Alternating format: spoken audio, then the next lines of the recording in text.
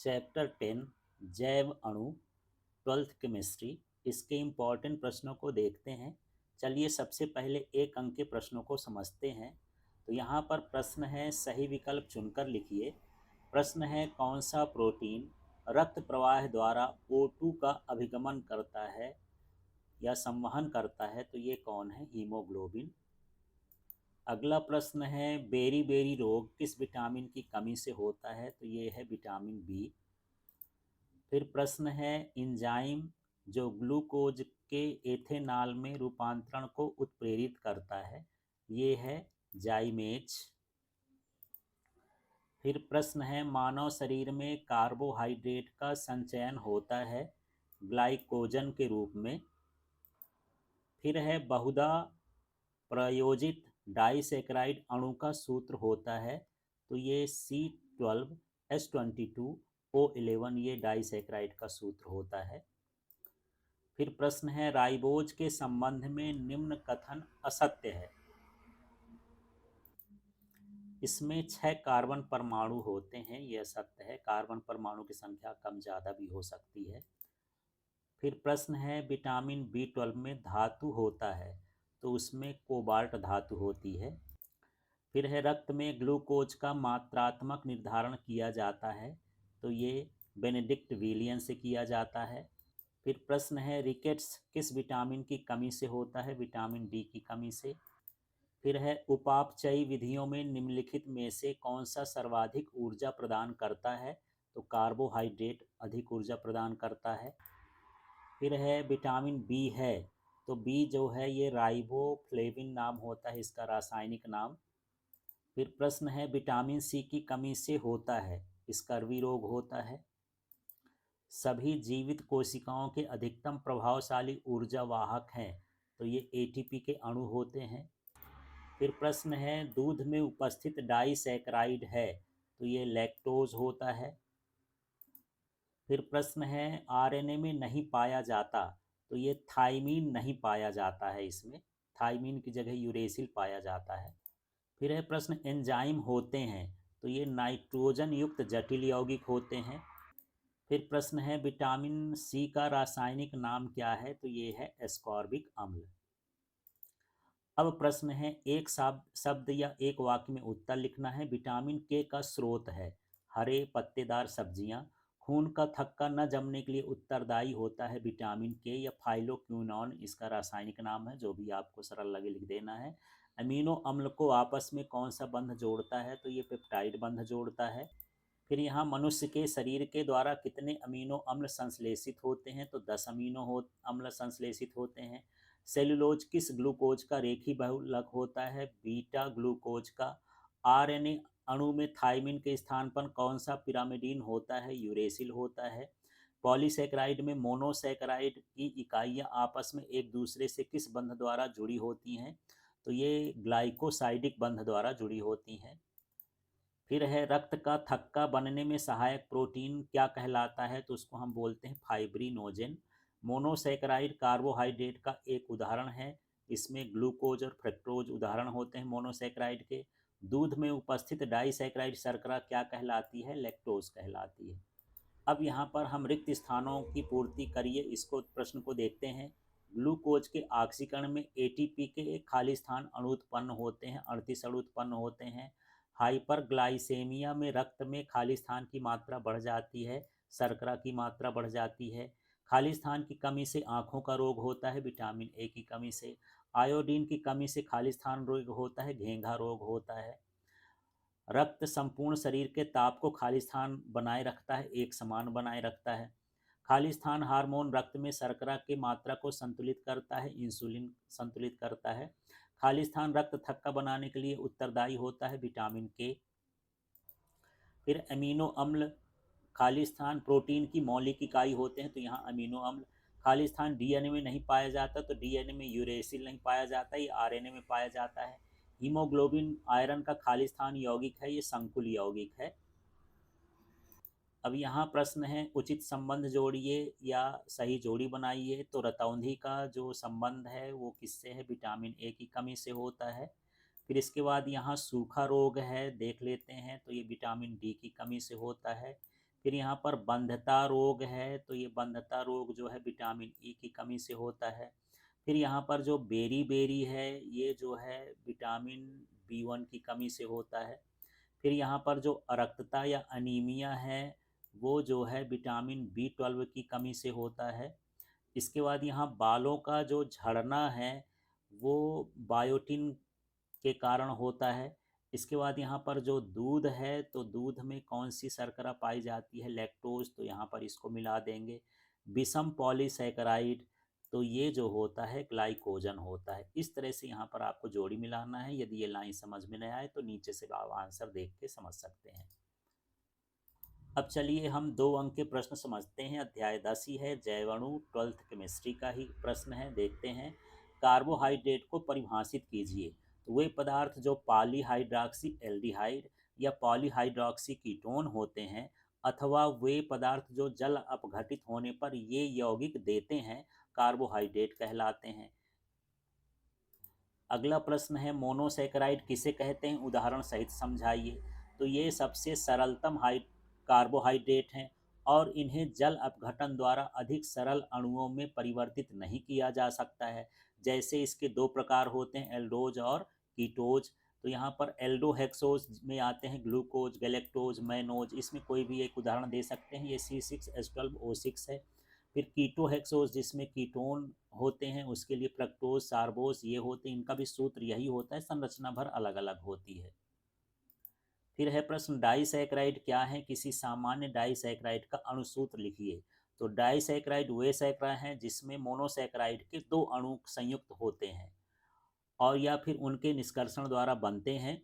दोनों मोनोसैकेराइड प्राय हेक्सोज होते हैं, उनमें से एक ग्लूकोज होता है। इस प्रकार एल्डोज एल्डोज या एल्डोज कीटोज प्रकार के डाइसैकेराइड पाए जाते हैं। इन डाइसैकेराइड का अणुसूत्र C12H22O11 होता है। जैसे सुक्रोज, माल्टोज, लैक्टोज, ये सभी डाइसैकेराइड हैं। फिर प्रश्न है, पॉलीसैकेराइड क्या है, इनके 2 उदाहरण दीजिए। तो पॉलीसैकेराइड अत्यंत जटिल पदार्थ हैं जो मोनोसैकेराइडों के संघनन या बहुलीकरण से बनते हैं। इनमें ग्लाइकोसाइडिक बंध पाया जाता है जिनका आणविक द्रव्यमान कुछ हजार से लेकर के कई लाख तक होता है। इनका सामान्य सूत्र C6H10O5N है, जहां n का मान 12 से कई हजार तक हो सकता है। पॉलीसैकेराइड के प्रमुख उदाहरण हैं स्टार्च और सेलुलोज। अब यहाँ प्रश्न है, इन्वर्ट शर्करा या शुगर क्या होती है, इन्वर्ट शुगर। तो शर्करा दक्षिण ध्रुवक घूर्णक D या प्लस होती है, परंतु जल अपघटन करने पर 2 मोनोसैकेराइड का एक सम अणुक मिश्रण प्राप्त होता है जो वाम ध्रुवक घूर्णक या ऋणात्मक या लेफ्ट वाला हो जाता है, यल वाला हो जाता है। अतः प्राप्त ग्लूकोज और फ्रक्टोज का जो मिश्रण है वो इन्वर्ट शर्करा कहलाता है। तो जब हम जल अपघटन कर देते हैं, जल में घोल देते हैं, तो उसके घूर्णक का जो दिशा है वो उल्टा हो जाता है, उसी को हम इन्वर्ट शर्करा बोलते हैं। यहाँ पर इसको देख सकते हैं, ये केन शुगर है। यहाँ पर जो है ये दक्षिण ध्रुवक घूर्णक है। अब जब इसको H+ आयन मिलता है तो ये 2 भागों में टूट जाता है, मतलब जल में जब विलेय होता है तो इसका जो रोटेशन है ये L, माने ये जो है L वाम ध्रुवक घूर्णक हो जाते हैं, लेफ्ट साइड ये घूमना चालू कर देते हैं।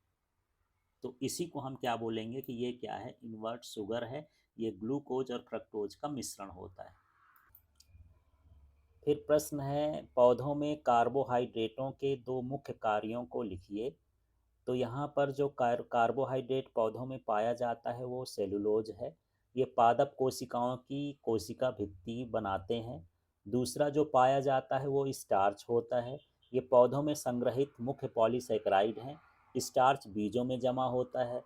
जब तक कि वे अपना भोजन प्रकाश संश्लेषण द्वारा स्वतः नहीं बना लेते, तब तक उन्हें खाद्य पदार्थ प्रदान करता है। फिर यहाँ प्रश्न है, ग्लाइकोजन क्या होता है तथा ये स्टार्च से किस प्रकार भिन्न है। तो कार्बोहाइड्रेट जंतुओं के शरीर में ग्लाइकोजन के रूप में संग्रहित होते हैं। तो जो ग्लाइकोजन है ये कार्बोहाइड्रेट ही है जो जंतुओं के शरीर में क्या हो जाता है, संग्रहित हो जाता है। ये यकृत, मांसपेशियों तथा मस्तिष्क में उपस्थित होते हैं।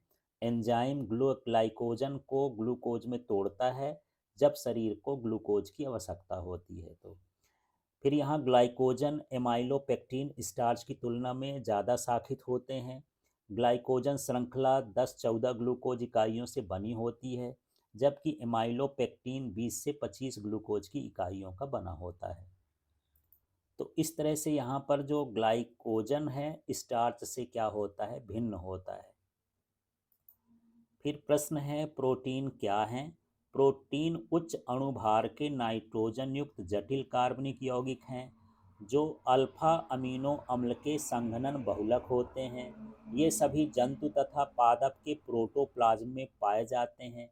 इसमें हाइड्रोजन, ऑक्सीजन, कार्बन, नाइट्रोजन तथा अल्प मात्रा में सल्फर भी पाया जाता है। फिर यहाँ प्रश्न है अल्फा अमीनो अम्ल तथा प्रोटीन में दो अंतर लिखना है। तो चलिए देखते हैं। सरल यौगिक जिनमें अमीनो अम्ल तथा कार्बोक्सिलिक अम्ल समूह होता है अमीनो अम्ल कहलाते हैं।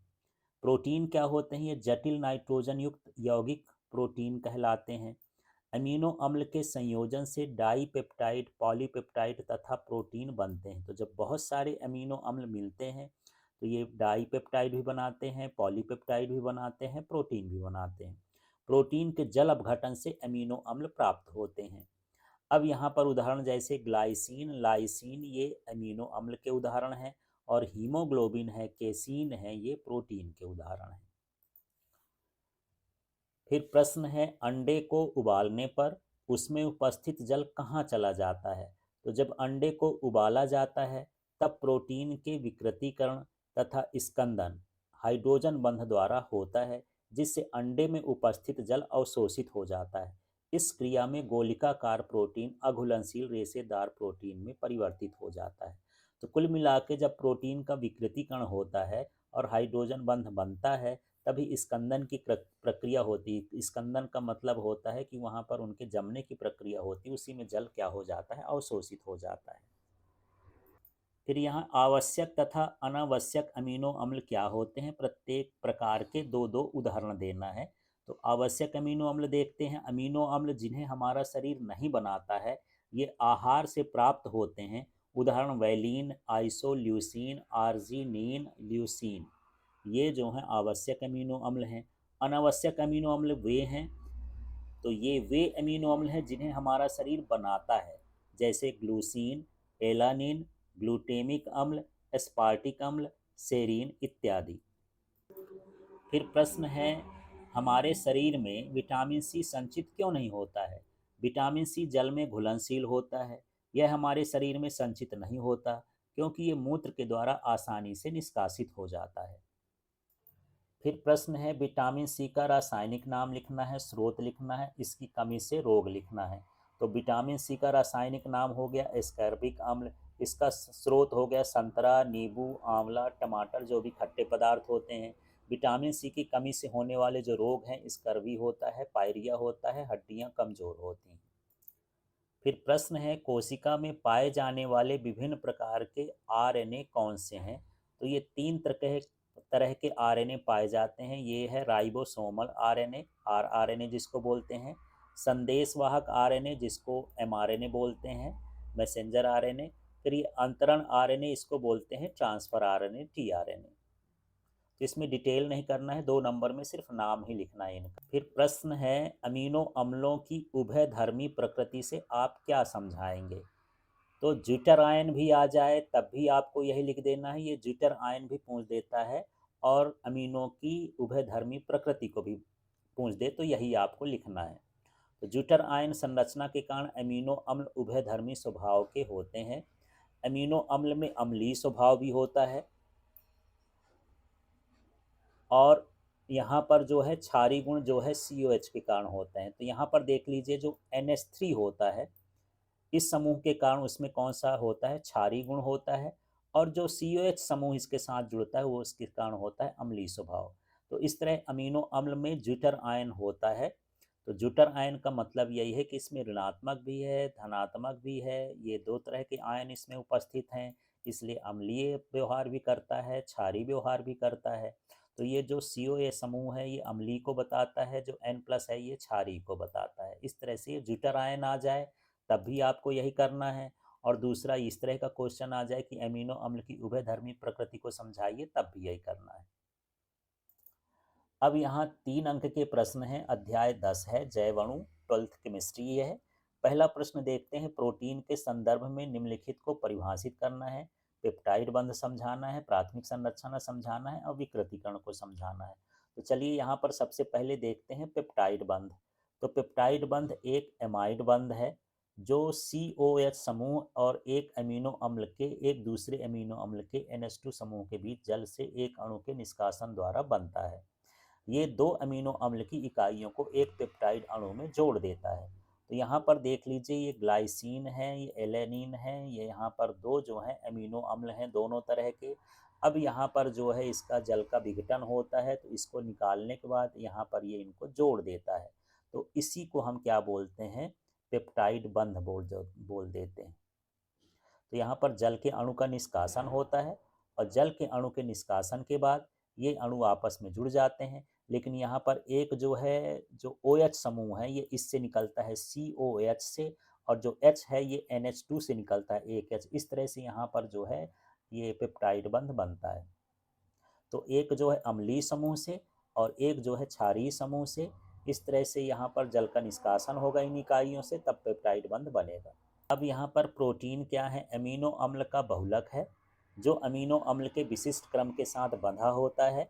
अमीनो अम्ल का यह क्रम प्रोटीन की प्राथमिक संरचना कहलाता है। तो अमीनो अम्ल जिस क्रम में जुड़े होंगे वो उसकी प्राथमिक संरचना कहलाता है। अमीनो अम्ल के इस क्रम में कोई भी परिवर्तन एक अलग प्रोटीन का निर्माण करता है। यदि प्राथमिक संरचना में यदि परिवर्तन हो गया, इसका मतलब ये प्रोटीन ही बदल गया, दूसरा प्रोटीन कहला जाता है। इसके बाद यहाँ पर विकृतीकरण समझते हैं। तो प्रोटीन को गर्म करने अथवा रासायनिक यौगिकों से क्रिया कराने पर इसकी जैविक क्रियाशीलता नष्ट हो जाती है प्रोटीन की। यह विकृत और स्कंदित होकर अविलेय हो जाता है। इस क्रिया को प्रोटीन का विकृतीकरण कहते हैं। विकृतीकरण से प्रोटीन की प्राथमिक संरचना अपरिवर्तित रहती है, बदलती नहीं है। फिर यहाँ प्रश्न है, रेशेदार तथा गोलिकाकार प्रोटीन को विभेदित कीजिए। तो यहाँ पर रेशेदार प्रोटीन और गोलिकाकार प्रोटीन को देखते हैं। तो पॉलीपेप्टाइड श्रृंखला स्वयं के चारों ओर कुंडलन बनाती है, जिसके कारण प्रोटीन का आकार गोलाकार होता है।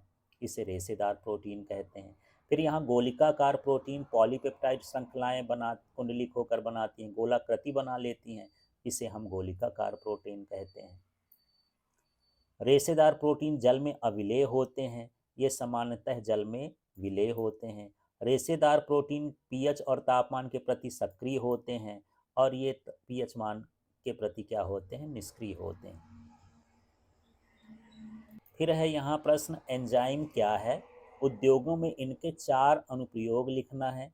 तो देखिए, एंजाइम उच्च अणुभार के नाइट्रोजन युक्त जटिल कार्बनिक यौगिक हैं जो जीवित कोशिकाओं में उत्पन्न होते हैं।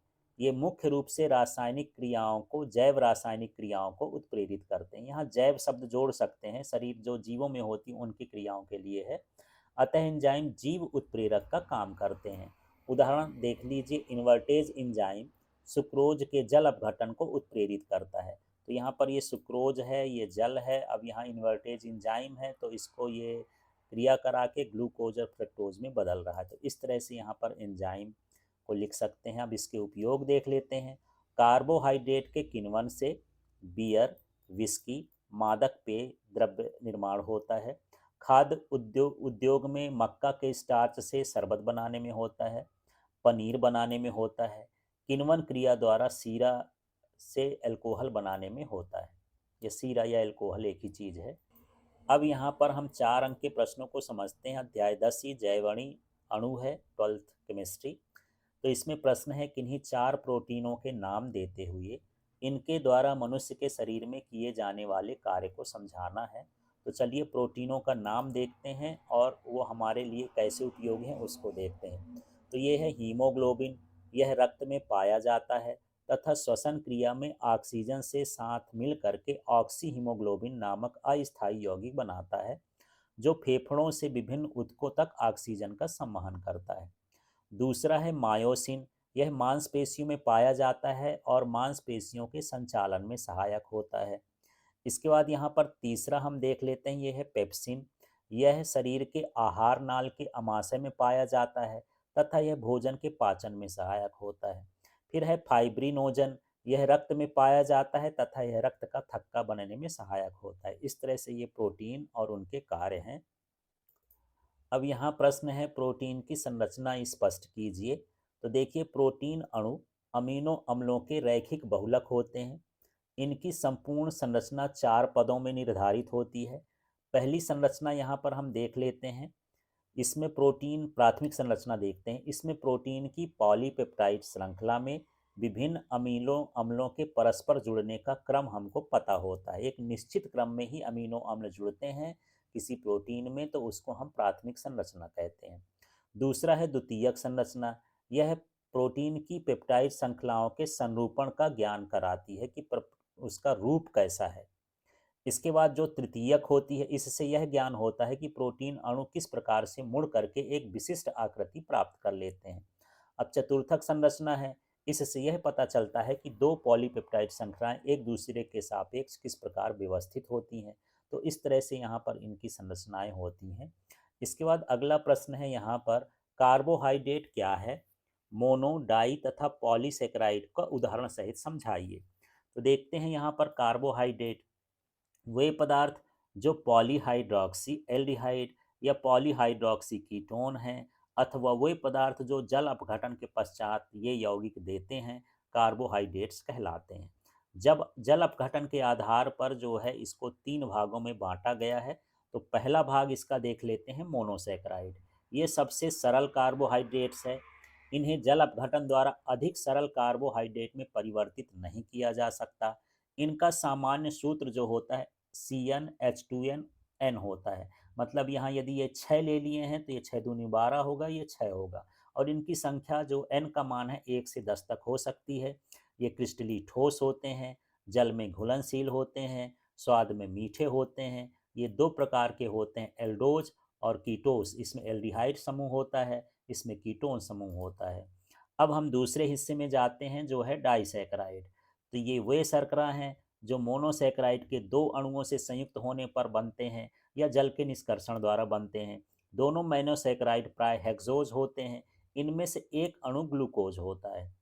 इन डाइसैकेराइड का अणु सूत्र जो है C12H22O11 होता है, जैसे सुक्रोज और माल्टोज। इसके बाद जो अगला कार्बोहाइड्रेट है वो है पॉलीसेकेराइड। तो ये वे सेकेराइड हैं जो जल अपघटन के पश्चात मोनोसेकेराइड के n अणु देते हैं, बहुत सारे अणु बना देते हैं। ये रंगहीन होते हैं, स्वादहीन होते हैं। इनका अणु सूत्र CnH10O5n होता है, जैसे स्टार्च और सेलुलोज। तो इस तरह से यहाँ पर हम इसको बता सकते हैं तीनों को। फिर यहाँ प्रश्न है, निम्नलिखित हार्मोन के बारे में लिखिए। तो टेस्टोस्टेरोन, थायरॉक्सिन, इंसुलिन और कार्टिसोन ये क्या काम करते हैं, इसको देखते हैं। तो चलिए सबसे पहले टेस्टोस्टेरोन को देख लेते हैं।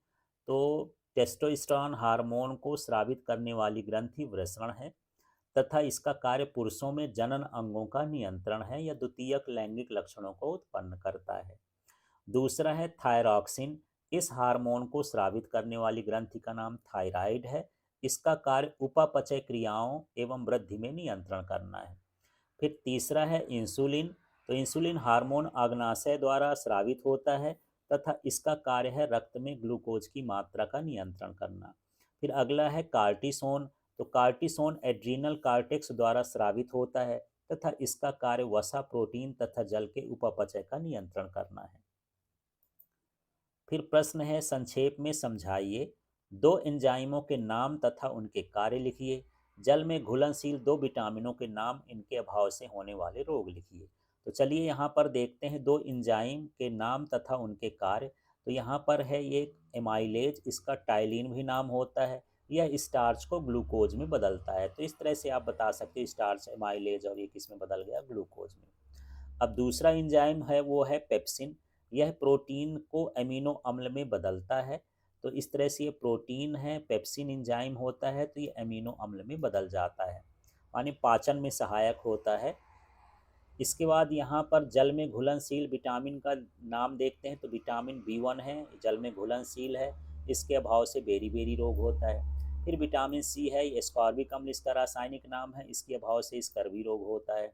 जल में घुलनशील और भी विटामिन है, जैसे B2 है, B6 है, B12 है, के है, ये सारे विटामिन जल में घुलनशील होते हैं। अब प्रश्न है, कार्बोहाइड्रेट के 4 प्रमुख कार्य लिखिए। तो यह कोशिका का प्रमुख संरचनात्मक घटक होता है। यह जैव ईंधन की तरह कार्य करता है और जीवधारियों में कार्य करने के लिए ऊर्जा प्रदान करता है। जैसे ये C6H12O6, ये श्वसन वाली अभिक्रिया आप पहले भी पढ़े होंगे। इसका ऑक्सीकरण होता है तो 6CO2 और 6H2O और ऊर्जा निकलती है। इस ऊर्जा से जीवधारी अपना काम करते हैं। अगला देख लेते हैं, इसमें अगला काम है, लीवर में कार्बोहाइड्रेट ग्लाइकोजन के रूप में संचित होता है या संरक्षित हो जाता है, आरक्षित रहते हैं, जो जल अपघटित होकर आवश्यक ऊर्जा प्रदान करते हैं। सेलुलोज घास और पौधों में पाया जाता है, जो घास चरने वाले जानवरों को ऊर्जा प्रदान करता है, क्योंकि जानवरों के शरीर में सेलुलोज को ग्लूकोज में जल अपघटित करने वाले विशिष्ट एंजाइम होते हैं।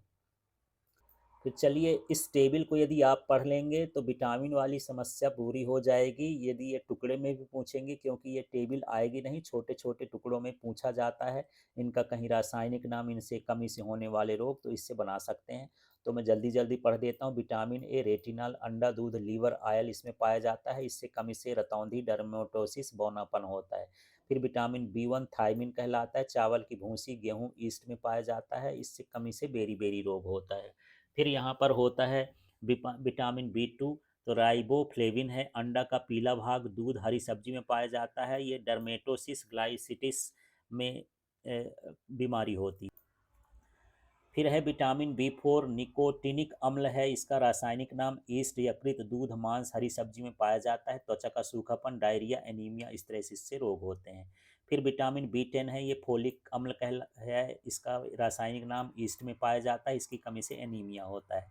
फिर विटामिन B12 है, ये साइनोकोबालामिन है, यकृत, ईस्ट, मक्का, और ये पर्नीसियस एनीमिया, इससे रोग होता है, मेरुदंड कमजोर होता है। ये रोग इसमें लिख देना है, परनीसिस अमीनिया, इसमें लिख गया है। फिर विटामिन सी है, एस्कॉर्बिक अम्ल है, खट्टे फल, नींबू, हरी सब्जी आदि में पाया जाता है। स्कर्वी, मसूड़ों का फूलना इसके कारण होता है। फिर इसके बाद यहाँ पर देख लेते हैं विटामिन डी, ये कैल्सीफेरॉल इसका नाम होता है। सूर्य का प्रकाश, दूध, अंडा, मछली का तेल इसमें मिलता है, इसकी कमी से रिकेट्स रोग होता है। विटामिन ई टोकोफेरॉल नाम होता है। बीज, फलियाँ, दूध, अंडे और प्रजनन शक्ति में कमी हो जाती है यदि इसकी कमी हो गई तो। फिर यहाँ मोनोसेक्राइड, डाइसेक्राइड और पॉलीसेक्राइड में अंतर है। यदि आप अंतर पढ़ लेंगे तो ये तीनों जो अलग अलग क्वेश्चन आएंगे वो भी बन जाएंगे आपसे। तो देखिए, इनका सामान्य सूत्र CnH2nOn होता है, एन का मान 3 से 7 तक हो सकता है।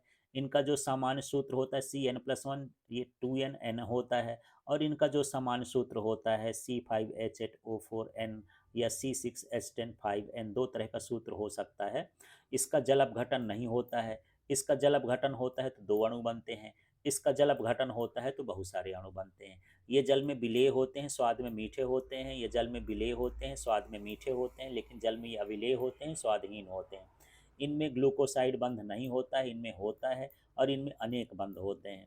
ये हेमी एसिटल बनाते हैं, ये एसिटल बनाते हैं। ये रेखी या शाखा युक्त उच्च बहुलक होते हैं। हेमी एसिटल और एसिटल दोनों नहीं बनाते हैं। चलिए, इसमें अगला प्रश्न है, डीएनए तथा आरएनए में महत्वपूर्ण संरचनात्मक एवं क्रियात्मक अंतर लिखना है। तो चलिए देखते हैं, इसके अंतर को समझते हैं। इसमें द्विहेलिक्स संरचना होती है, इसमें एकल हेलिक्स संरचना होती है। इसमें डीऑक्सीराइबोज शर्करा होती है, इसमें राइबोज शर्करा होती है। इसके पायरिमिडीन क्षार में मुख्य थाइमीन होता है, और इसमें थाइमीन के स्थान पर यूरेसिल होता है। ये साधारणतः नाभिक में पाया जाता है। ये साइटोप्लाज्म व क्रोमोजोम में पाया जाता है। यह पैतृक गुणों के वाहक के रूप में कार्य करता है। यह मुख्य रूप से प्रोटीन निर्माण का कार्य करता है। प्रत्येक डीएनए एक या एक से अधिक एंजाइम के कार्य में निर्देशन करता है। यह केवल संदेश वाहक का कार्य करता है। चलिए, इसमें एक प्रश्न और देख लेते हैं। अंतिम प्रश्न है, अमीनो अम्लों के गलनांक व जल में विलेयता सामान्यतः संगत हेलो अम्लों की तुलना में अधिक होती है, क्यों होती है? तो ये जल में विलेय भी होता है, इनका गलनांक जो होता है या क्वथनांक उच्च होता है। तो ये हेलो एल्कोनी की तुलना में अधिक क्यों होता है, ये हमको समझाना है। तो देखिए, ये ज्यूटर आयन होता है। अमीनो अम्ल ज्यूटर आयन के रूप में प्रदर्शित होते हैं। ज्यूटर आयन वो होते हैं जिनमें धन आयन और ऋण आयन दोनों हों। तो देखिए ये समूह होता है जो अमीनो अम्ल में पाया जाता है। देख लीजिए H3N+ CHR और ये COO-, यहाँ ये बंद है, इसके आगे और भी कुछ जोड़ सकते हैं। इस द्विध्रुव के लवण के समान गुण होने के कारण इनमें प्रबल द्विध्रुव आकर्षण बल पाया जाता है। तो ये से वैद्युत द्विध्रुव होता है। अतः इनके गलनांक हैलो अम्लों की उच्च होते हैं, अम्लों से ये क्या होते हैं, उच्च होते हैं। लवण के समान गुण होने के कारण इनका जल के साथ प्रबलतम आकर्षण होता है। अतः ही अमीनो अम्ल की जल में घुलनशीलता संगत हेलो एल्केनों की तुलना में क्या होती है, अधिक होती है। तो आपको सीधे यही बताना है कि इसमें जो है धनायन के गुण और ऋणायन के गुण दोनों होते हैं, इस ध्रुवीय होते हैं जिससे इनका गलनांक क्वथनांक उच्च होता है, और ये जल में विलेय भी होते हैं इसी गुण के कारण। तो ये ज्यूटर आयन के कारण होता है। तो इस तरह से ये चैप्टर यहाँ पर समाप्त होता है। तो ये सारे प्रश्नों को आप तैयार करिए। Thank you.